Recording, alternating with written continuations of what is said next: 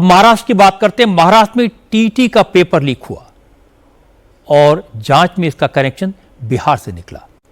Mumbai police ने paper leak कराने के आरोप में पटना के राजीव शाह और आकाश कुमार के अलावा हरियाणा के धीरज सिंह को भी अरेस्ट किया है। इस केस में बिहार के ही एक शख्स विजेंद्र गुप्ता और सोनीपत के कपिल दहिया की तलाश है। विजेंद्र गुप्ता बिहार के समस्तीपुर का रहने वाला है। उसे इस पेपर लीक नेटवर्क का मास्टरमाइंड बताया जा रहा है। जांच में पता चला कि विजेंद्र गुप्ता का नाम इससे पहले बिहार शिक्षक भर्ती परीक्षा नीट यूजी 2024 और Odisha SSC JE paper leak में भी आ चुका है। ओडिशा के एसएससी जेई परीक्षा पेपर लीक मामले में विजेंद्र गुप्ता को बालासोर से अरेस्ट किया गया था। मार्च 2024 में उसे जमानत मिल गई और इसके बाद बिहार शिक्षक भर्ती मामले में विजेंद्र गुप्ता ने पुलिस के सामने सरेंडर किया था। अब विजेंद्र गुप्ता का नाम महाराष्ट्र शिक्षक पात्रता परीक्षा पेपर लीक में आया है। गिरफ्तार आरोपी ने बताया कि वो लोग बलिंदर नाम के व्यक्ति के कांटेक्ट में थे, उसके लिए काम कर रहे थे। जब पुलिस ने इसका वेरिफिकेशन कराया तो विजेंद्र गुप्ता ही बलिंदर निकला। पुलिस की जांच में पता चला कि पेपर आगरा की प्रिंटिंग प्रेस में छपा था। माहिम पत्रम प्राइवेट लिमिटेड में 4 सेट तैयार किए गए थे। इस क्वेश्चन पेपर के चारों सेट महाराष्ट्र के वाशिम, जालना और लातूर भेजे गए थे। वहां से पेपर्स को एग्जाम सेंटर तक पहुंचाया जाना था, लेकिन उससे पहले ही पेपर के चारों सेट पेपर लीक गिरोह के पास पहुंच गए। गिरोह के मेंबर पेपर को लेकर दिल्ली से ठाणे आए और इसे 1.5 करोड़ में बेचने की तैयारी हो रही थी, लेकिन ये लोग पेपर को बेच पाते इससे पहले पुलिस ने इस गिरोह को दबोच लिया। क्वेश्चन पेपर के चारों सेट बरामद कर लिए। सरकार ने इस मामले को गंभीरता से लिया है। मुख्यमंत्री देवेंद्र फडणवीस से आज इस केस की जांच के लिए एसआईटी का गठन किया।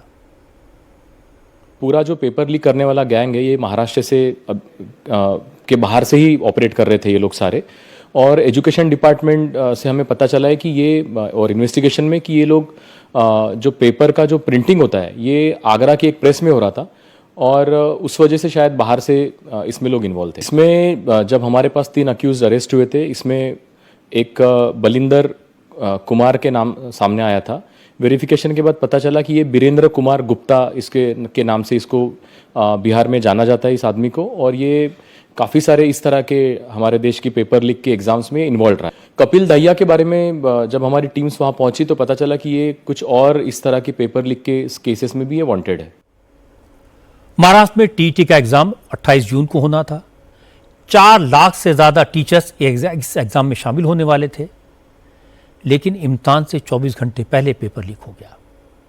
महाराष्ट्र स्टेट एग्जामिनेशन काउंसिल को इम्तिहान कैंसिल करना पड़ा, इसलिए इस पर सियासत शुरू हो गई। महाविकास आघाड़ी के नेताओं ने आज विधानसभा में इस मुद्दे को उठाया, चर्चा की मांग की और इसके बाद वॉकआउट किया। कांग्रेस नेता नाना पटोले ने कहा कि सरकार फेल हो चुकी है, इसे छुपाने के लिए एसआईटी की जांच का दिखावा किया जा रहा है, लेकिन इससे कुछ नहीं होने वाला। एसआईटी टाइम पास करने के लिए रखी गई है। आपने देखा होगा कि अशोक खरात के मैटर में भी गए सेशन में एसआईटी का रिपोर्ट अभी तक गया नहीं। तो सरकार एसआईटी बनाकर समय पास करने की जो व्यवस्था बनाती है और जो हजारों टीचरों का, लाखों टीचरों का जो नुकसान हुआ है वो कौन भर के देगा। जिस तरह से नीट के एग्जाम में बच्चों ने आत्महत्या की, क्या जिनकी जाने गई वो वापस ला के देगी सरकार का ये फेल्योर है, और फेल्योर छुपाने के लिए इस तरह की एसआईटी बनाने का काम सरकार करती है और सरकार का फेल्योर इसमें स्पष्ट होता है। शरद पवार की पार्टी के नेता जितेंद्र आवाड़ ने पेपर लीक के लिए सरकार को जिम्मेदार ठहराया और शिक्षा मंत्री के इस्तीफे की मांग की। जितेंद्र आवाड़ ने कहा कि लाखों लोगों का फ्यूचर बर्बाद हो रहा है और शिक्षा मंत्री हंस रहे हैं, इससे शर्मनाक कुछ नहीं हो सकता। नहीं होगा, इसमें सब सरकारी लोग ही शामिल है। पेपर बाहर काय को भेजना था? महाराष्ट्र के बाहर पेपर छापने के लिए, सेटिंग करने के लिए काय को भेजना था? क्योंकि मेरी चोरी यहाँ पकड़ी जाएगी, बाहर भेज दूं तो कुछ होगा नहीं। वो मंत्री जिस तरीके से हंस रहा था उसको तो कोई गंभीरता भी नहीं थी, उन्होंने इस्तीफा देना चाहिए।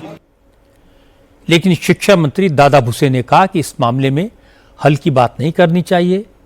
एसआईटी बना दी गई है, रेड्स चल रही हैं, जो भी इस लीक में शामिल होगा उसे बख्शा नहीं जाएगा। अगर जरूरत पड़ी तो आरोपियों पर मकोका भी लगाया जाएगा। जिम्मेदार अधिकारी गण के ऊपर एसआईटी की जिम्मेदारी दी गई है। मैं समझता हूं इसका पूरा इन्वेस्टिगेशन होगा और आपने देखा होगा कि सरकार इसमें बहुत सीरियस है और इसके लिए एसआईटी भी गठित की गई है और मौका लगाने का भी प्रावधान किया गया है। तो इसका मतलब है कि सरकार एकदम सीरियस है और जो भी इसके इन्वेस्टिगेशन में आएगा उनके ऊपर कठोर कार्रवाई की जाएगी। नोट करने वाली बात यह भी है कि बिहार में आज फिर एग्जाम में धांधली हुई। आज फिर खबर आई, Bihar police radio operator exam में खगड़िया पुलिस ने 15 लोगों को अरेस्ट किया। इसमें सॉल्वर गैंग के लोग, सेंटर सुपरिटेंडेंट और स्टूडेंट्स सब शामिल हैं। यहां सॉल्वर गैंग ने अभ्यर्थियों से एग्जाम पास कराने के बदले में 5 से 6 लाख रुपए की डिमांड की। गारंटी के लिए ब्लैंक चेक ले लिए। सॉल्वर गैंग ने एग्जामिनर्स को भरोसा दिलाया कि वो सेंटर में नकल कराएंगे, जो सवाल पेपर में पूछे जाएंगे उनके जवाब लिखकर भेजेंगे। लेकिन पुलिस को पहले इसकी खबर लग गई। छापा मारकर एग्जाम देने वालों को, सॉल्वर गैंग को और सेंट जेवियर स्कूल के केंद्र अधीक्षक को गिरफ्तार कर लिया गया। पुलिस अब इस गिरोह के सरगना की तलाश कर रही है। फ्री एंड फेयर एग्जाम कराना हर सरकार के लिए एक बड़ा चैलेंज बनता जा रहा है। नीट की तरह हर एग्जाम में एयरफोर्स और पैरामिलिट्री फोर्सेस का सहारा तो नहीं लिया जा सकता, लेकिन टेक्नोलॉजी का इस्तेमाल करके पेपर लीक को रोका जरूर जा सकता है। इसके लिए राज्यों और केंद्र सरकार को मिलकर एक फूल प्रूफ सिस्टम तैयार करना पड़ेगा जो सब जगह लागू हो, क्योंकि इसके अलावा दूसरा कोई ऑप्शन नहीं है।